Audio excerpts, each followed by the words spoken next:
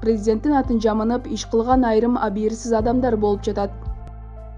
Тажикстандын Кыргызстандагы элчисине нааразычылык нотасы тапшырылды. Өлкөдө дагы 383 адамдан коронавирус табылды. Бишкекте акысыз автобустар шаар тургундарын ташууну улантууда. Кыргызстанда өткөн суткада коронавируска каршы вакцинаны 1966 адам алды. Эртең 5-июнга карата аба ырайы тууралуу маалымат.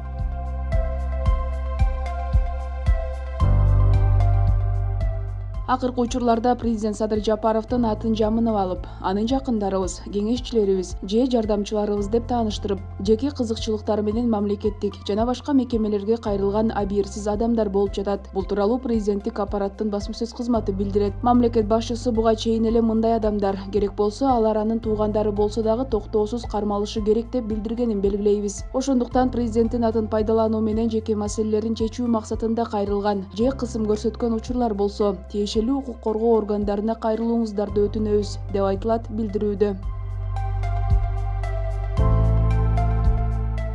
Кыргызстандын Тышкы иштер министрлиги тажик тараптан Унжу-Булак жергесине орнотулган контейнерди демонтаждоону талап кылды. Бул тууралуу ТИМдин басма-сөз кызматы билдирет. Маалыматка караганда, Тажикстандын Кыргызстандагы элчисине тажик аскерлеринин жана аскердик техникаларынын Ош облусунун Чоң Алай районуна караштуу Унжу-Булак жергесинде Кыргызстандын аймагына кирип келишине карата Кыргыз Республикасынын Тышкы иштер министрлигинин нааразычылык нотасы тапшырылды. Тажикстандын дипломатиялык өкүлчүлүгүнүн жетекчилигине тажик тараптардын чек араны делимитациялоо жана демаркациялоо маселеси боюнча өкмөттөр аралык делегацияларынын деңгээлинде жетишилген келишимдерди. Андан тышкары Кыргыз Республикасы менен Тажикстан Республикасынын 1-майдагы коргоо министрликтеринин өкүлдөрүнүн жумушчу жолугушуусунун протоколун бузуу менен эки өлкөнүн чек араларындагы абалды курчутууга алып келүүчү кезектеги чагымчылдык аракеттерди көрүп жатканы көрсөтүлдү, деп айтылат маалыматта. Ошентип Кыргыз тарап эки өлкөнүн чек арасындагы кырдаалдын мындан ары курчушун алдын алуу максатында тажик тараптан Унжу-Булакка орнотулган контейнерди демонтаждоону, аскерлерди жана аскердик техниканы алып кетүүнү талап кылды. Белгиленгендей, келишимдерге карабастан Тажикстандын чек ара өкүлдөрү чек арадагы чыңалууну басуу үчүн сүйлөшүүлөрдү жүргүзүүдөн качуу менен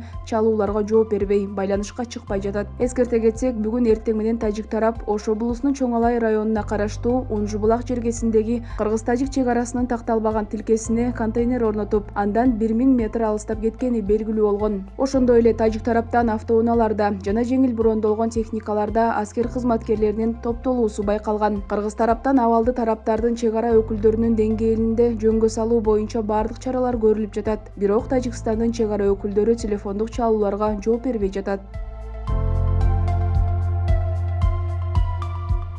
Кыргызстанда 4-июнга карата коронавирус дагы 383 адамдан аныкталды. Бул тууралуу республикалык штабтан билдиришти. Маалыматка караганда, Бишкекте 177, Ош шаарында 38, Чүй облусунда 78, Ош облусунда 20, Талас облусунда 4, Нарын облусунда 10, Ысык Көл облусунда 28, Жалал Абад облусунда 22, Баткен облусунда 2 адамдан илдет табылган. Ал эми бир сутка ичинде 320 адам коронавирустан айыгып чыккан. Алсак Бишкекте 161, Ош шаарында 16, Чүй облусунда 87, Талас облусунда 2, Нарын облусунда 14, Жалал Абад облусунда 9, Ысык Көл облусунда 28, Баткен облусунда 3 адам сакайды. Сутка ичинде COVID-19 илдетинен Бишкек шаарында 5, Ысык Көл облусунда 2 адам каза болду. Бүгүнкү күнү стационарларда коронавирустан 1678 бейтап, амбулатордук түрдө 1888 адам дарыланууда. Алардын ичинен 1083 бейтаптын абалы орто оордукта, 458 адамдын абалы оор жана 105 бейтап өтө оор абалда жатат. Бир сутка ичинде өлкө боюнча 12 медициналык кызматкер коронавирус жуктуруп алганы аныкталды. Пандемия башталгандан бери 4720 медицина кызматкери коронавирус жуктуруп алган. Алардын ичинен 4606 мед кызматкер айыгып чыкты. Ал эми Кыргызстанда пандемия башталгандан бери 106223 адам коронавирус жуктурган. Алардын ичинен 99764 киши айыгып чыкса, 1837 адам каза болду.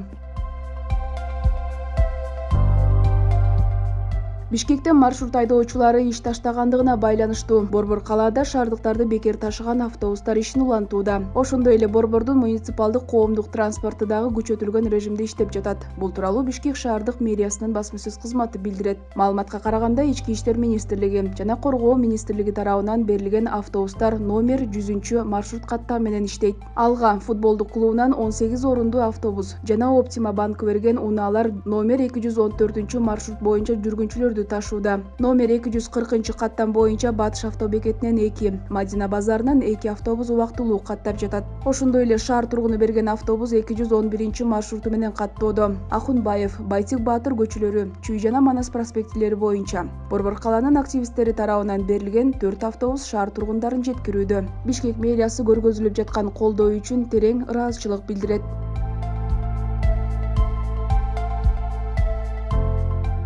Кыргызстанда өткөн суткада коронавируска каршы вакцинаны 1966 адам алды. Алардын ичинен 1135-ине экинчи доза сайылды. Бул тууралуу республикалык штабтан билдиришти. Маалыматка караганда жалпы 86.072 адам эмдөөдөн өттү. Алардын 40.294-ü вакцинанын экинчи дозасын алгандар. Аймактар боюнча алганда Бишкекте 21.122, Ошто 6.715, Чүй облусунда 14.242, Ош облусунда 11.855, Ысык Көл облусунда 8.167, Талас облусунда 4.208, Нарын облусунда 4.485, Жалал Абад облусунда 11.498, Баткен облусунда 3.780 адам эмдөөдөн өткөн. Эскерте кетсек, 29 мартта Республикалык иммунопрофилактика борбору Кытай өлкөсү тарабынан берилген коронавируска каршы Sinopharm вакцинасынын 150.000 дозасын алган. Ал эми 22 апрелде Россиядан Спутник V вакцинасынын 20.000 дозасы, 10 майда дагы 20.000 дозасы алынып келген. Эмдөө 25-28 күн аралыктык камтуу менен 2 ирет жүргүзүлөт. Вакцинаны алгандан кийин терс учурлар каттала элек.